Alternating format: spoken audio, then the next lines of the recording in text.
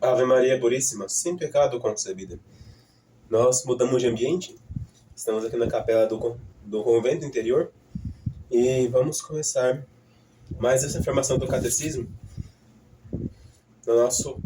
no fim daquela parte que falamos da onipotência divina, e vamos começar a falar também agora de forma mais incisiva sobre a pessoa de Jesus Cristo, com base no creio. Em nome do Padre, do Filho e do Espírito Santo. Amém. Ave Maria, cheia de graça, o Senhor é convosco. Bendita sois vós entre as mulheres, e bendito é o fruto de vosso ventre, Jesus. Santa Maria, Mãe de Deus, rogai por nós, pecadores, agora e na hora de nossa morte. Amém. Em nome do Padre, do Filho e do Espírito Santo.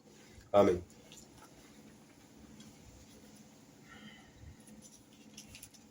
Me perdoem se algum momento a voz parecer um pouco fanha, mas é porque estamos num momento em que estamos de convalescência. Bom, estávamos terminando sobre o assunto da criação do mundo, na última vez. Faláramos que a evolução é um mito pior do que todos os outros mitos arcaicos, mas também falamos agora da verdadeira criação dos anjos e da alma humana. Creio que demos uma pincelada na nossa última catequese. A criação dos anjos, ela foi uma criação inteiramente gratuita. Deus criou os anjos somente para amá-los e para ser amados por Ele. Então Deus criou os anjos de forma gratuita, sem cobrar nada em troca. A própria divindade, ao criar os anjos, deixou-os de livre-arbítrio, livre-alvédrio também, como é chamado. Essa liberdade que os anjos possuíam, alguns, a maior parte, com certeza, usou para poder louvar e bendizer o nome do Senhor. A outra parte, seja pela indiferença, seja pela maldade, escolheram não seguir a Deus. E, portanto, caíram no precipício do abismo. O inferno até então não existia. O inferno foi criado justamente por causa destes anjos que não quiseram submeter-se à vontade divina. E depois, criando a terra toda, Deus criou um ambiente propício para aquilo que havia de destinar à terra. Os anjos já falamos. Aquilo que é essencial para este vídeo. Mas o homem, criação especial de Deus. Deus, desde o princípio, já imaginava como iria criar o homem. Não é por causa que o Deus idolatra o homem, não é isso. Deus somente preparou em sua imaginação uma criatura que ele amava mais do que qualquer outra criatura. E por isso, aos próprios anjos, Deus constitui como guardas e protetores dos homens. Como assim?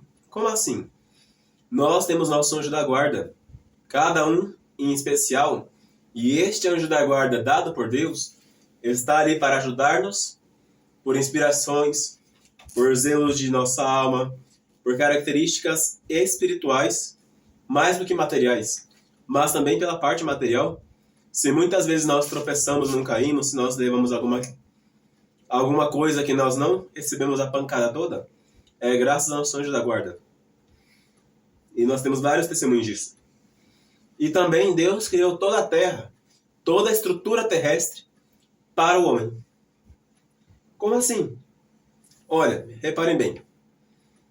Os animais que existem, sejam os carnívoros, sejam os herbívoros, eles existem na expectativa de ajudar o homem. Os carnívoros, para controlar a população dos bichos. Os herbívoros, para evitar que o mato multiplique de forma desenfreada. As aves existem para, com seu canto, para, com sua harmonia, alegrar o coração humano. É claro que não necessariamente só para isso existam, porque também alegram o coração de Deus, porque fazem a vontade de Deus. Mas também para alegrar o homem e levar o homem à contemplação das coisas divinas. As flores, os frutos, os alimentos, tudo foi criado por Deus para o homem. O anjo não come. Deus mesmo não come. Jesus Cristo comeu quando estava humano também. Então tudo foi criado nessa terra para o homem. Os gases, a água, os alimentos, os seres foram criados em vista da criação principal que Deus iria colocar na terra, que é o homem. Por que a criação principal? Não é a idolatria do homem, não é culto do homem, não é porque o homem seja a função de Deus existir, é criar o homem, não. Negativo. Mas a função do homem existir é dar verdadeira glória a Deus. O homem é o único animal racional subsistente na terra.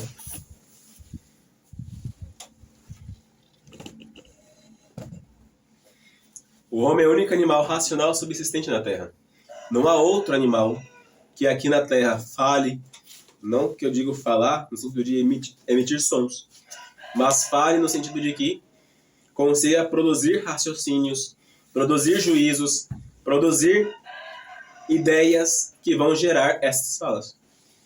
O homem é o único ser capaz nessa terra de fazer esta propagação de palavras verdadeiras. O homem é o único capaz nessa terra de ter vontade própria. Os animais, mesmo os cães, os gatos, as vacas, os bichos em geral, eles agem por instinto. A sua vontade toda é instintiva. Se está com fome, vai e come. Se está com sede, vai e bebe. Se é um animal doméstico, espera e reclama para o dono dar comida. Se é um animal selvático, caça para alimentar-se. O homem não. O homem é capaz de jejuar e é capaz de comer a hora que intervém, a hora que ele convém. É um animal. O homem é um ser adaptável a todos os lugares, coisa que nem todos os animais são. Por isso nós vemos que o homem é um ser criado especialmente por Deus, com um objetivo. Os outros seres que existem, plantas, bichos, seres animados, eles vão ter um fim determinado. O homem não, o homem tem um fim sobrenatural. E esse fim sobrenatural é o céu. E isso é baseado em quê? É baseado na alma. O homem é o único animal que tem uma alma que é imortal. Ah, mas você é contra os bichos, você é contra não sei o quê? Não. O homem é o único animal que tem uma alma imortal, sim. O cão, o gato, tem uma alma também. Mas sua alma é tão somente vegetativa e sensitiva. O cão e o gato são vegetativos porque, iguais às plantas, nascem, crescem, reproduzem, morrem. Nós também temos essa parte da alma vegetativa, que não tem Deus e não tem os anjos. Os animais, todavia, mais do que as plantas, têm uma alma sensitiva, que o homem também tem, mas não tem os anjos nem Deus. Essa alma sensitiva de paixões, amor, ódio, esperança, desespero, tristeza, alegria, tudo isto os animais têm também. Os animais têm uma memória sensitiva, mas uma alma sensitiva, uma memória básica. Lembram quem é o dono, quem é a pessoa que faz mal, sabem reconhecer, entre aspas, o invasor da casa, mas o animal não vai deixar de ser bicho por isso. Ele vai ter uma alma dele que vai morrer. No céu não vai ter bicho, não vai ter cachorro, não vai ter gato. Infelizmente, estes bichos são só para a terra para alegrar os homens. Não tem no céu. No sentido desse bicho morrer e ir para o céu. Não existe paraíso para bicho. Já para o homem tem. O homem tem uma eternidade do outro lado. A alma do homem é imortal por um único motivo. É racional. A alma humana ela é comparável à alma dos anjos e à de Deus por causa da sua parcela racional. Como assim? O homem é capaz de intelecto, coisa que o bicho e a planta não são. O homem é capaz de vontade, coisa que o bicho não pode. Não tem. Esse intelecto e essa vontade são que caracterizam a alma imortal. Caracterizam Deus, caracterizam a imagem e semelhança divina em nossas almas. Portanto, o homem é o único animal que tem garantia do paraíso ou do inferno do outro lado. Infelizmente, a parte do inferno, mas tem. Então, tudo o que existe foi criado para alegrar a Deus, primeiramente, porque Deus queria o tributo de honra e de louvor de todas as criaturas, mas do homem específico. Por isso que as criaturas que existem têm beleza para lembrar-nos de Deus, tem afeto para lembrarmos de Deus. Se nós temos um cão que nos demonstra afeto, um afeto sensível, mas um afeto, nós temos a obrigação de lembrar de Deus. Se nós temos qualquer coisa nessa terra que nos faça lembrar de Deus, temos a obrigação de lembrar. Seja pela beleza, seja pela bondade imanente, qualquer outra qualidade reflete a Deus, para o homem lembrar-se de Deus e para Deus se fazer conhecer para o homem. E Deus não criou as coisas, isso é uma coisa interessante. Deus não criou o mundo, o homem, o anjo, e falou bem assim, agora se vira, tchau. Não. Deus criou, sim, mas ele conserva e governa essas coisas que foram criadas. Nós vemos a vontade de Deus, por exemplo, num tigre que sai para caçar. É a vontade de Deus que o tigre seja caçador. É a vontade de Deus, por exemplo, que nós vemos no animal ruminador, ruminando. Deus criou o animal assim, o animal é assim desde sei lá quantos mil anos, e hoje continua desse jeito. É a vontade de Deus. A vontade de Deus é permanente em todas as coisas que foram criadas por Ele. Não que Deus esteja inserido nestas coisas, não. Isso é gnose, é panteísmo, não existe. O que existe é Deus eterno, Ele está ao nosso redor, está ao redor das suas criaturas, como se fosse a água ao redor nosso quando estamos mergulhados. Mergulhe numa piscina, por exemplo. Quem já teve essa experiência, num mar, num rio, mergulhe totalmente. A água ali envolve por todos os lados. Inclusive por dentro, porque nosso corpo, em particular, é 70% de água. Nós ficamos um tempo na água, nós encharcamos. Tanto que nós ficamos enrugados. O peixe saindo da água, ele morre. O homem saindo de Deus, as criaturas saindo de Deus, morrem também, desaparecem. Portanto, Deus ele está ao redor das coisas, conservando-lhes a vida, porque sem ele jamais coisa alguma poderia subsistir. Deus está ao redor de nós e das coisas para governar-nos também, porque é o único que pode dar-nos movimento, dar-nos ação, dar-nos motivação de fazer as coisas. É o único que regula nossas potências, e assim também as dos bichos. E nós vemos isso, principalmente, nessa parte do governo das coisas, pelos milagres de Cristo. E não só milagres de Cristo, mas milagres dos santos. Os milagres de Cristo, a multiplicação dos pães, dos peixes, a cura dos cegos, dos coxos, aleijados. Nós vemos a graça especial de Cristo, de Deus nessas coisas, apesar de não serem cotidianas. Mas nós vemos em particular o governo de Deus nessas coisas. E mesmo mais recente, quando nós vemos os santos do século XIX e XX, que apesar de não terem feito grandes milagres extraordinários e visíveis a todo lugar, por causa que a mídia sempre esconde essas coisas, são capazes de provar a existência de Deus no seu governo do mundo. Um exemplo, o dia de hoje, o dia anterior, 13 de outubro, onde teve milagre do sol, em que todos viram o sol mexendo-se no firmamento, descendo para a terra e subindo de volta para o céu. Então nós vemos o governo de Deus, a autoridade de Deus sobre as coisas que Ele mesmo criou.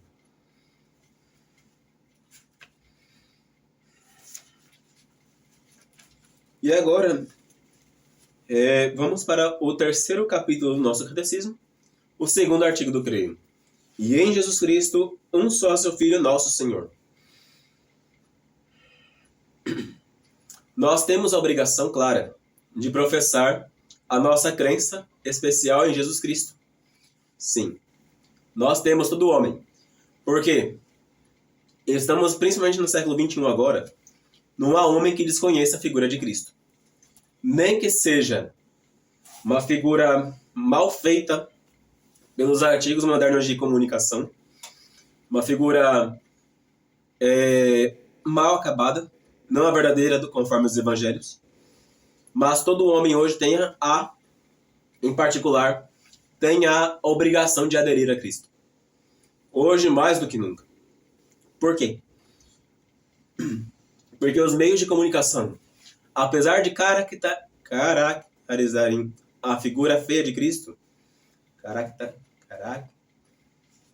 enfim, apesar de fazer uma figura feia de Cristo, demonstram que ele existiu de fato. Nós podemos, pela nossa própria indústria, obrigatoriamente, buscar saber a verdade destes fatos mal feitos da mídia. Nós temos, inclusive, a obrigação, de nossa parte, de ter em nossas casas um mínimo catecismo para podermos aprender as verdades evangélicas.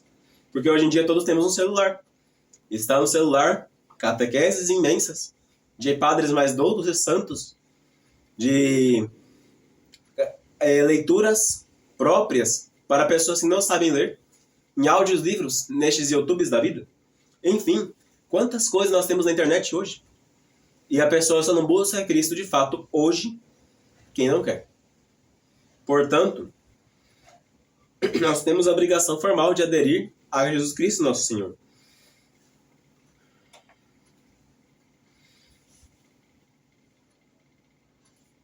Nós temos que professar, em particular neste artigo, a humanidade de Cristo.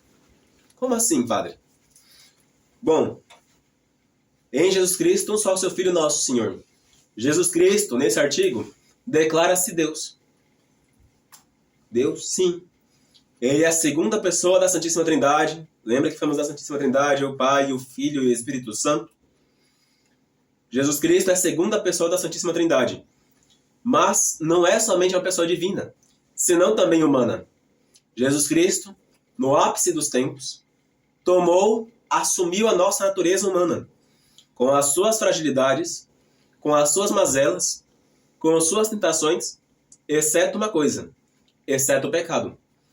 Nosso Senhor Jesus Cristo não encontrou em sua vida, oculta ou pública, a mínima mancha de um pecado venial. Jamais. Nem foi submetido ao pecado original. Tanto que para isso, mais à frente lembraremos esse fato, ele preparou uma mulher específica para ser sua mãe. Mas isso vamos ver mais à frente. Quando nós vemos a palavra de Cristo, nosso Senhor, quando proclamava a bem-aventurança do príncipe dos apóstolos, que foi Simão Pedro, bem-aventurado és tu, Simão, filho de Jonas, pois não foi a carne nem o sangue que te revelou, mas antes meu Pai que está nos céus. Jesus Cristo, sendo homem, 100% homem, não era 50%, não era semideus, não era meio Deus, não era nada disso que pregam essas coisas aí hippies por aí. Jesus Cristo era 100% homem, mas mesmo 100% homem, também era 100% Deus. Em Jesus Cristo, há duas naturezas totalmente distintas. Assim como em nós, há duas naturezas, a nossa carne e a nossa alma, são duas naturezas distintas, mas que fazem um só homem. Assim Jesus Cristo, este homem perfeito, corpo e alma, junto com a divindade, formam um só Cristo. É uma união hipostática, que fazem com que aquela carne e aquela alma sejam deificadas pela presença da divindade, sem deixar de ser corpo e alma, como nós.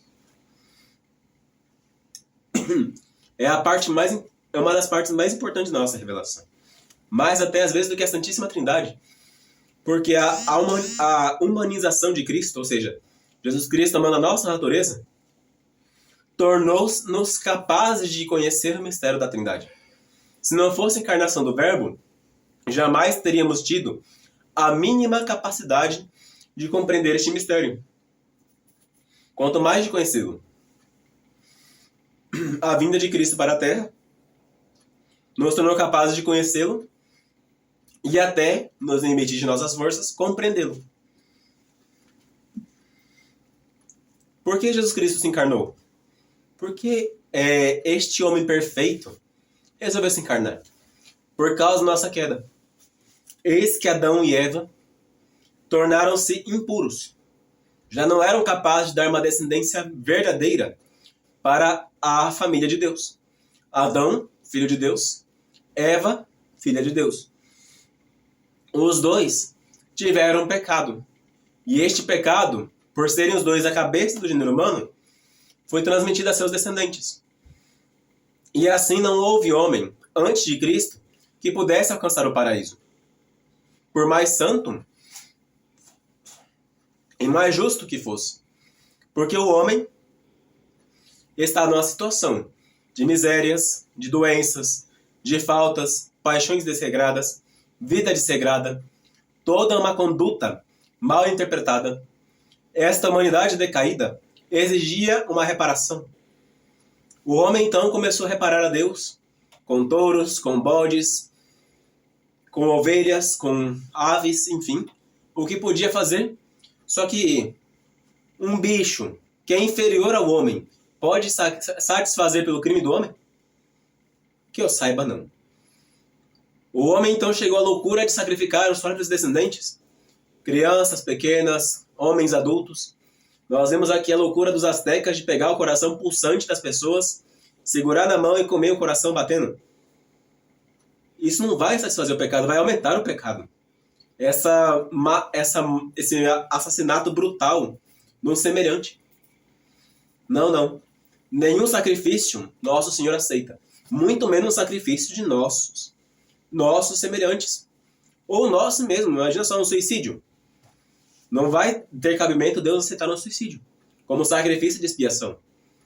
Então, eis que Deus, no ápice dos tempos, preparou um sacrifício. Um sacrifício que é perfeitíssimo. Este sacrifício único, perfeitíssimo, é o sacrifício de Jesus Cristo. O único que é, ao mesmo tempo, Deus e homem. Sendo Deus, pode conseguir para nós o perdão de todos os pecados. Porque o pecado é uma ofensa a Deus. Deus é um ser infinito. A ofensa feita a Deus é infinita. E ao mesmo tempo sendo... Mas Deus não pode morrer. E por isso que Deus se encarnou. O homem pode morrer. O homem pode encontrar falência múltipla de órgãos. Pode encontrar várias mortes dolorosas. Mas o homem não pode satisfazer o próprio pecado. Então Deus uniu-se ao homem para dar um sacrifício perfeito para Deus. Este único sacrifício perfeito podia ser uma prece, uma rogação, uma lágrima, um furar do dedo num fuso. Qualquer coisinha pequenininha podia trazer da pessoa de Jesus Cristo uma satisfação infinita. Porque sendo Deus e homem, todos os seus atos eram infinitos. Assim sendo, nosso Senhor, ele veio para sacrificar-se por nós, para conseguir para nós aquilo que havíamos perdido, que era a graça. Não nos devolveu os demais bens preternaturais, não nos cabiam por nenhum direito. A ciência infusa, a integridade, estes dons não são nossos por direito. Uma outra hora a gente fala sobre esse assunto. Mas Deus restituiu primeiramente o dom mais importante, que é a graça. Por meio da graça, se for da vontade de Deus, podem nos vir os demais dons, da integridade, da ciência infusa, da vida sem misérias e dores. Enfim, todos os bens nos vêm pela graça.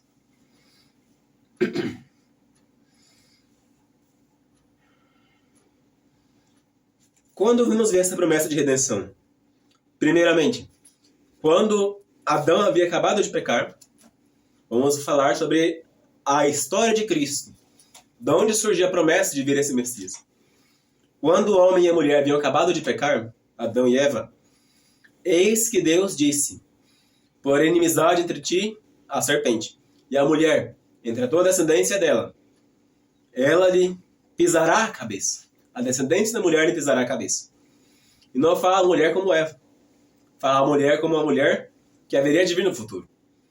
Então, já aqui, nesse pedaço, já temos o início da preparação da vinda do verdadeiro Messias, do Cristo Jesus, nosso Senhor. Depois, segundo momento, nós temos Abraão. Melhor, vamos voltar um pouquinho. Nós temos Noé. A humanidade decaída, a humanidade deformada, nosso Senhor suscitou a Noé que construísse uma arca. Nesta arca haveria de conter a família de Noé e as esposas dos filhos de Noé. Assim fazendo, aquela arca foi um espaço de salvação. Figura de Cristo também. Mais à frente temos Abraão. Abraão, sem descendência, Deus falou que ele estaria uma descendência. Essa descendência seria a descendência prometida para a remissão dos pecados. Depois, Deus falou e fez essa mesma promessa de novo a Jacó, que da sua linhagem, da linhagem de seu filho, Judá, haveria de vir uma descendência santa que haveria de tirar o pecado do povo. Depois nós vemos nas Sagradas Escrituras ainda Ruth, Davi, Salomão e etc. Até chegar em Jesus Cristo, a promessa do Messias sempre reiterada. Todos os profetas viram essa festa de Cristo. O profeta Isaías como medidores, o profeta Jeremias como restaurador do povo, o profeta Zacarias, cada qual via uma figura de Cristo. Mas o Cristo inteiro é o resumo de todas as profecias dos profetas, tanto os patriarcas como os profetas que vieram depois. O nome de Jesus é o nome próprio daquele que é Deus e homem ao mesmo tempo, porque significa Salvador. O nome de Cristo, Jesus, é um nome que ele tem uma etimologia, significando a palavra Salvador. Eis que ele veio para salvar o seu povo. A salvação nos veio por um único homem, que é Jesus Cristo, nosso Senhor. E este homem, assim foi dito pelo próprio arcanjo Gabriel à Santíssima Virgem Maria: eis que conceberás em teu seio e darás à luz um filho, a quem porás o nome de Jesus. E assim também fez a São José, e reiterou este nome várias vezes. Nosso Senhor tem este nome de Jesus por causa de sua vinda miraculosa para trazer-nos a salvação. Mas não é um Jesus qualquer. É o Jesus, o Cristo. Cristo, em grego, Messias em hebraico. De qualquer jeito, essa palavra quer dizer ungido. Que este Salvador, ele foi ungido pelo próprio Deus. Não é um Cristo qualquer, mas é o Cristo de Deus. Este Cristo de Deus foi quem nos trouxe salvação. E afora dele não se encontra salvação nessa terra. A verdade é que nas Escrituras se nos deparam muitas pessoas com este nome. Assim se chamava o filho de Navi, que sucedeu Moisés. Teve o privilégio legado a seu antecessor, de levar a terra prometida à promissão. E o povo que o mesmo Moisés havia de arrancar do cativeiro do Egito. Assim se chamava também o filho de Josedeque, sumo sacerdote. Algumas pessoas do Antigo Testamento levaram o nome de Jesus. No entanto, ele já era um símbolo e sinal de Jesus, o Cristo. Não é porque eles mesmos tinham a virtude de Salvador, mas é porque eles deveriam ser símbolo daquele que haveria de salvar o povo depois. Salvar verdadeiramente a nossa raça humana. A nosso ver, com quanto mais acerto não se deve atribuir este nome ao nosso Salvador? A ele que deu luzes, liberdade e salvação?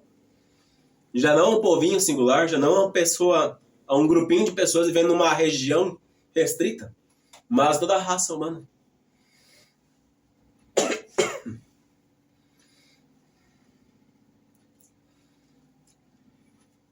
Ainda mais todos os outros nomes que, segundo as profecias, deviam ser dados a Filho de Deus, estão já incluídos neste único nome de Jesus.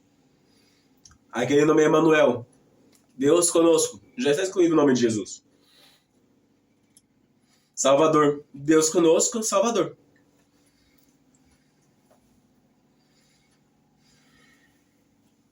Bom, já falamos um pouco sobre a palavra de Cristo. Nós lemos muito essa palavra de Messias, de Cristo, de ungido, no Antigo Testamento também. É só reparar na figura dos reis. Quando o profeta o profeta Samuel foi ungir a cabeça de Saul, depois ungiu a cabeça de Davi com óleo, designando que o reinado dele deveria vir depois do de Saul. A unção da cabeça pelo profeta Natã, a pessoa de Salomão, esta unção era para duas pessoas, o rei e o sacerdote da antiga lei. Estas unções acabaram por ser outras figuras de Cristo, porque Cristo não foi ungido por homem, não fui profeta antes de Cristo. Mesmo São João Batista não foi para ungir Cristo, foi para batizá-lo. E este batismo era somente um batismo simbólico, não um verdadeiro batismo. A unção veio de Deus depois do batismo. Aquela unção espetacular, quando o Espírito Santo desceu do céu, a figura de uma pomba, e uma voz se fez ouvir: Eis meu filho amado, em quem pus minha complacência. Escutai-o. Assim nós vemos que o Antigo Testamento ele foi todo preparado com figuras para o Novo Testamento. E o Novo Testamento é Cristo.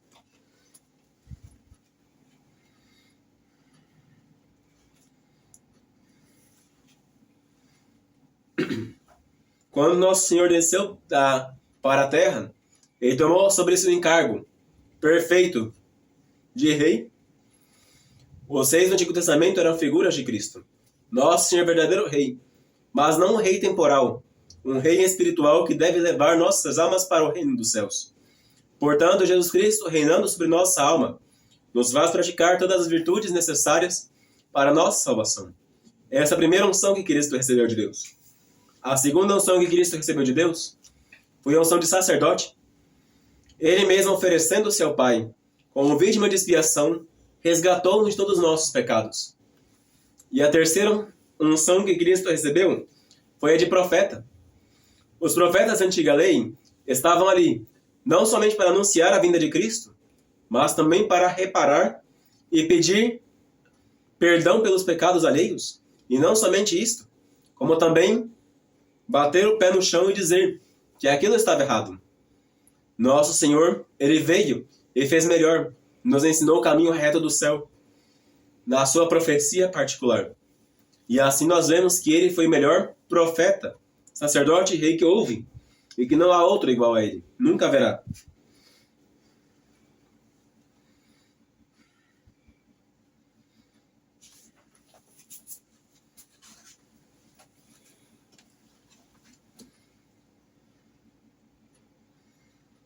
Na próxima catequese, nós falaremos em particular sobre o reino temporal de Cristo.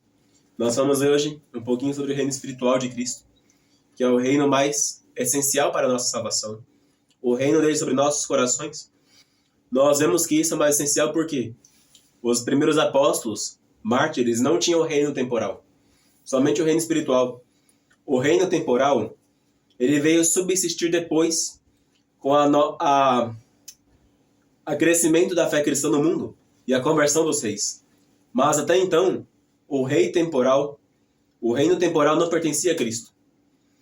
Portanto, melhor, como nossos tempos são como que um recordo daqueles tempos antigos, nós falaremos em particular mais acentuadamente deste reino espiritual que Cristo deve reinar em nossos corações.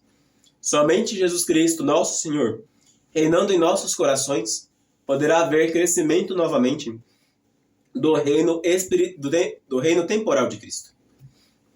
Louvado seja nosso Senhor Jesus Cristo, para sempre seja louvado, e nossa Mãe Maria Santíssima. Em nome do Padre, do Filho e do Espírito Santo. Amém.